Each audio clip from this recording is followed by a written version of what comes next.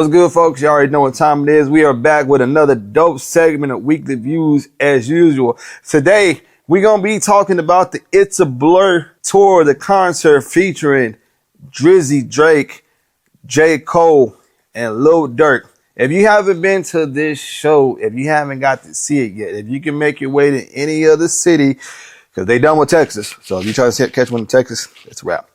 But this is a show that you need to go see. As a hip-hop fan, as a fan of concerts, of shows, the whole 9 yards, I give this a 10. Y'all gonna probably be like, I'm being biased because my favorite rappers on there. Has nothing to do with that. From the production to the way J. Cole and Durk and everybody came out, this is what makes this show a masterpiece. First thing we're going to kick it off with, show begins to start off with Lil Durk coming out of the entrance. Now, the reason why I like how they're doing the entrance is of them coming out in the crowd. It reminds me of the good old days of me watching WCW and getting to see the NWO come out in there. They're dapping up the fans. I thought that was pretty genius. And then something else that caught my attention. Now, usually whenever it's a concert, we already know the bigger artist performs last. No, Drake opened up for J. Cole. When I seen that, I was like, what in the world is going on here? But it was dope to see that Drake was willing to do that. Now, Drake, when he comes out, his performance starts off him in the locker room, and we see a younger Drake, and they're dapping each other up, and he comes out, and the fans going crazy. People are screaming like the president is in town. It's nothing like you never seen before. Drake does what he does. He performs some of his newer hits to classics, from start to the bottom to Rich Baby Daddy, which I gotta let you know that song hits different in person. If you know what I'm talking about, then you know. All right. And he's performing so many classics from his early, from So Far Gone to everything, and then doing stuff for All the Dogs project. Then my main man, Jermaine Cole, comes out.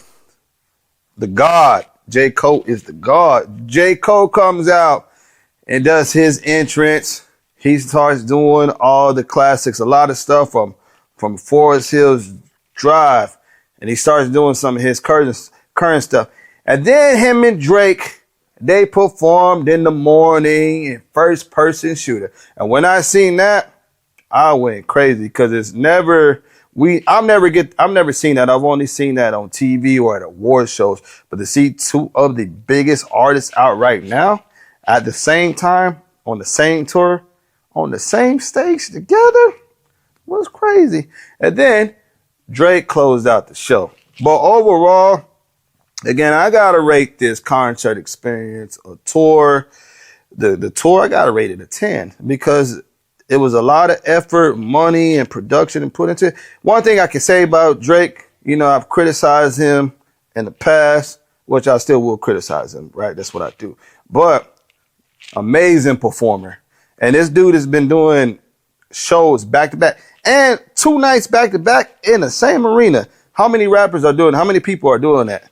Right? I can only name a few. But look, if you haven't been to this show yet, you need to go get your tickets. I don't even care if you get nosebleeds. I had nosebleeds, so I'm going to say I don't care. I still went. But it was a good show. So, look, y'all need to go to that show if you ain't seen it yet. And that was my experience of the It's a Blur tour, and I'm out.